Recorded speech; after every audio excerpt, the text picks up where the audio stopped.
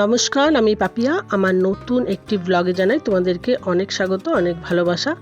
এখন ঘড়িতে বাজে সকাল 8টা। আজকে সকাল 8টা থেকে ব্লগটা শুরু করছি তোমাদেরকে নিয়ে। আর যখন ব্লগটা শুরু করছি তখন আমার স্নান হয়ে গিয়েছে। দেখো, স্নান হয়ে যাওয়ার পরেও আমাকে বিছানাটা পরিষ্কার করতে হচ্ছে, কারণ এই চাদরটা চেঞ্জ করব। এমনিতে আমার হাজব্যান্ড সকালবেলায় বিছানাটা গুছিয়ে দেয়, কিন্তু এই চাদরটা একটু নোংরা হয়েছে বলে এটা আমাকে চেঞ্জ করতে হবে। তাই ভাবলাম হাতে যখন একটু সময় আছে চাদরটা এই সময় চেঞ্জ করে দিই। আর প্রত্যেকে যে যার নিজের নিজের কাজে লেগে পড়েছে। আর আজকে আমার হাজব্যান্ডের একটু দরকারি কাজ আছে, সেই জন্য একটু সিউড়ি যাবে।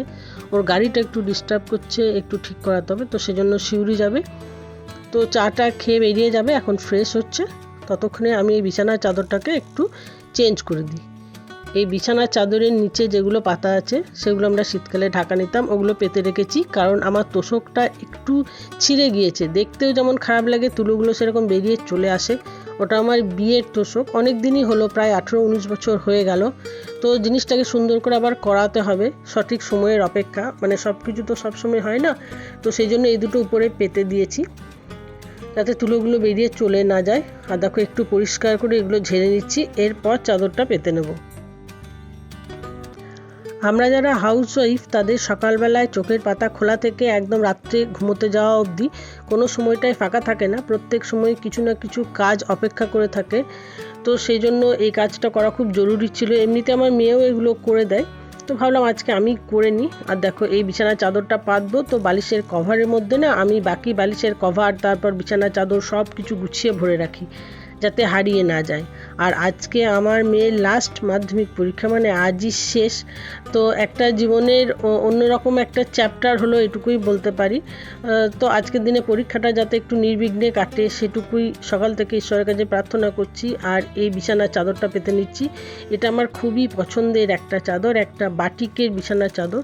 তো আমাদের এদিকে শান্তিনিকেতন সাইডে এই বিছানার চাদরগুলো খুব বেশি পাওয়া যায়, যেহেতু আমি বীরভূমে থাকি।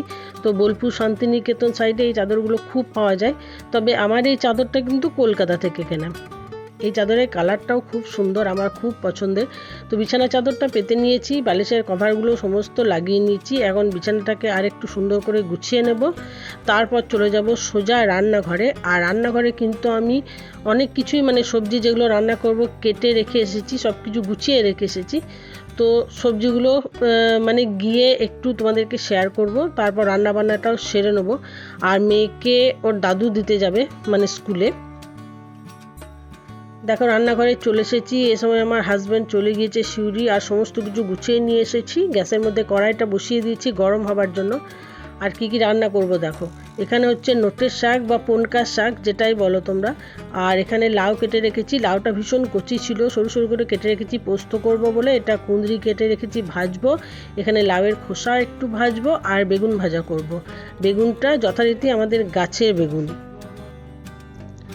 কড়াইটা বসিয়ে দিয়ে কড়াইটা যথেষ্ট গরম হয়ে গিয়েছে। এবার এর মধ্যে দিয়ে দিলাম অল্প একটু সর্ষের তেল। আমি এমনিতে একটু তেল বেশি দিয়ে রান্না করে ফেলি, কিন্তু আজকে চেষ্টা করছি একটু কম তেল দিয়ে যদি রান্না করা হয়। এমনিতে একটু কম তেল দিয়ে রান্না করাই ভালো। তো দেখো, তেলের মধ্যে দিয়ে দিয়েছি 5 ফোড়ন। আর 5 ফোড়নটা একটু সুন্দর ভাজা হয়ে যাচ্ছে। আর 5 ফোড়নটা ভাজা হলে একটা খুব সুন্দর গন্ধ ওঠে। তো 5 ফোড়নটা ভাজা হয়ে যাওয়ার পর এর মধ্যে দিয়ে দেব লাউগুলো, কারণ আজকে লাউ পোস্ত করব। আর প্রথম থেকে আমার ইচ্ছা ছিল যে আমি শুধু লাউ পোস্ত করব, কোনো রকম আলু দেব না, কারণ আমার শাশুড়ি মায়ের সুগার, সেই জন্য আলুটা কম ব্যবহার করার চেষ্টা করি আমি। তো এই যে দেখো, লাউগুলো এখন দিয়ে দিচ্ছি। আর লাউগুলো কিন্তু ভীষণ সুন্দর ছিল, মানে লবণ এবং হলুদ দিয়ে ঢেকে দেওয়ার পর না পুরো একদম গলে পাক হয়ে গেছে, পুরো আলু সিদ্ধর মতো হয়ে গিয়েছে, এত ভালো ছিল লাউগুলো। তো এখন সমস্ত লাউগুলো এখানে দিয়ে দেব, তারপর ঢাকা চাপা দিয়ে দিয়ে রান্না করব। আর লাউ রান্না করতে গেলে এমনিতেই জলের খুব একটা প্রয়োজন হয় না, কারণ লাউ থেকে যে জলটা বের হয় তাতে লাউটা সিদ্ধ হয়ে যায়। তো দেখো, লবণ আগেই দিয়েছিলাম, একটু হলুদ দিলাম জাস্ট কালারের জন্য, তারপর একটু ভালো করে নাড়িয়ে নিচ্ছি। আর এই যে পরিমাণ লাউ আছে, এই লাউটা মানে অর্ধেকের অর্ধেক হয়ে যাবে যখন এটা সিদ্ধ হয়ে যাবে, পুরো মানে কি বলবো, কমে যাবে। তারপর যখন সিদ্ধ হবে তখন দেখবে একটু মতো হয়েছে, ঠিক আছে। তো এখন এই লাউটাকে ঢাকা চাপা দিয়ে রান্না করব বলে একটা ঢাকাও দিয়ে দিয়েছি। মিনিট 10 পর আবার ঘুরলাম বন্ধুরা। তো দেখো, এই কড়াইটার মধ্যে লাউটা শিফট করে দিয়েছি। আর একটা সিদ্ধ আলু ছিল, ভাতে দেওয়া সিদ্ধ আলু, তো সেটা দিয়ে দিয়েছি। মেয়ের জন্য মূলত সিদ্ধ করেছিলাম, কিন্তু মেয়ে ভাত খেয়ে যায়নি, আজকে ওর ভাত খাওয়ার ইচ্ছা হয়নি, তো সেই জন্য আমি ওটা ওই পোস্তর মধ্যেই দিয়ে দিয়েছি। আর এদিকে শাকটা একটু জলে ভিজিয়ে রেখেছি, কারণ শাকের মধ্যে প্রচুর পরিমাণে বালি থাকে, তো খাবার সময় খুব খারাপ লাগে, তো সেই জন্য শাকটা ভিজিয়ে রেখেছি। আর এদিকে এই কড়াইটার মধ্যে না এই যে কুঁদরি বা কেন্দুরি যেটাই বলা হয়, তো সেটা ভাজতে দিয়েছি। ঠিক আছে, কড়াইটা শিফট করে দিয়েছিলাম, ওখানে বেগুন ভাজাও হয়ে গিয়েছে আমাদের। আর ওই যে লাউয়ের খোসা আছে সেটাকে এবার ভেজে নেব। এখানে দেখো আজকে সমস্ত রান্না হয়ে গিয়েছে, একটু তোমাদের সাথে শেয়ার করতে এলাম। এখানে সব কিছু এক এক করে নিয়েছি। সবার আগে দেখাচ্ছি শাক ভাজাটা। শাক ভাজাটা খুব সুন্দর হয়েছিল, শাকটা খুব ভালো ছিল। এটা হচ্ছে লাউয়ের খোসা ভাজা, উপরে একটু পোস্ত দিয়েছি, গোটা পোস্ত। আর এদিকে আছে কুঁদরি ভাজা, বেগুন ভাজা। এখানে আছে মুসুরির ডাল, ডাল ছাড়া তো আমাদের বাড়িতে হবেই না। আর এই যে লাউ পোস্ত, আর এখানে মাছের ঝাল করেছিলাম। তো এই হলো মোটামুটি আজকের দিনে আমার রান্নাবান্না সমস্ত শেষ করেছি। এখানে গ্যাস পরিষ্কার করা হয়ে গেছে, কিন্তু বাসন এখনও ধোয়া হয়নি, তাই ওই জায়গাটা তোমাদের দেখাতে পারছি না।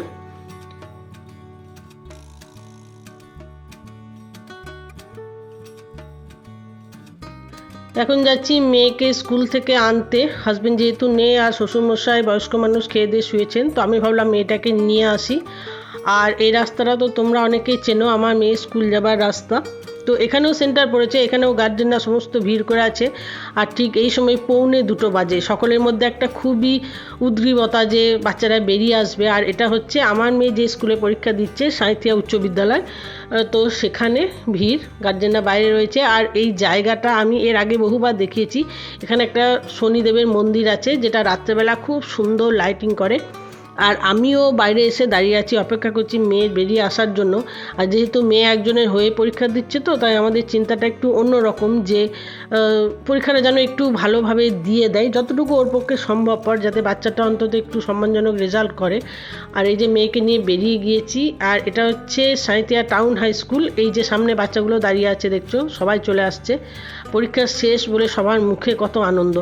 তো এটা সাঁইথিয়া টাউন হাই স্কুলের রাস্তা, এখানে আমার হাজব্যান্ড পড়াশোনা করেছে। এখন বিকাল হয়ে গেছে, বাড়ি পৌঁছে খাওয়া দাওয়া করে একটু রেস্ট নিয়ে বেরিয়ে পড়েছি মেয়েকে নিয়ে। মেয়ের টিউশন আছে, তো মেয়েকে টিউশনে দিতে যাব। আর আমাদের বাড়ি থেকে প্রায় 3 কিলোমিটার দূরে মেয়ের এই মানে টিউশনটা, ইতিহাস এবং ভূগোল এই দুটো সাবজেক্ট পড়ানো হয়, একজন ম্যামের কাছে পড়তে যায়।